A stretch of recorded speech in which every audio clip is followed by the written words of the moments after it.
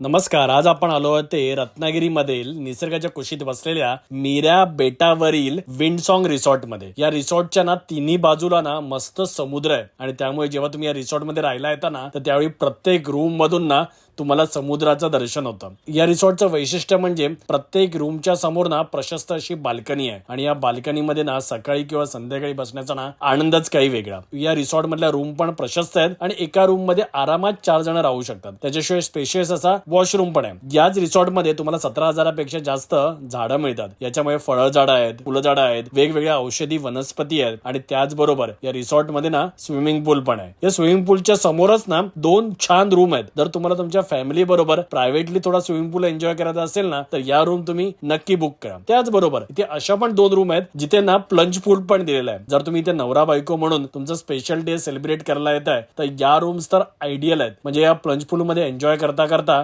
समोरच दिसणाऱ्या अथांग समुद्राचा तुम्ही आस्वाद पण घेऊ शकता. त्याचबरोबर इथे भलं मोठं असं लॉन आहे आणि सगळ्यात महत्वाचं म्हणजे इथलं जेवण इथे मिळतं तुम्हाला उत्तम प्रतीचं व्हेज आणि नॉनव्हेज जेवण. आम्ही इथे ऑर्डर केलं ते म्हणजे वेगवेगळ्या फिश थाळी, पापलेट थाळी, प्रॉन्स थाळी, सुरमई थाळी, त्याचबरोबर मस्तपैकी व्हेज जेवण पण. आणि इकडची सोलकढी म्हणाल तर एकदम घरगुती. हे असं घरगुती जेवण जेवलं ना आणि आमचं पोट तृप्त झालं. पण त्याचबरोबर एंडला आली ती म्हणजे स्वीट डिश, मोदक, एकदम घरगुती उकडीचे मोदक.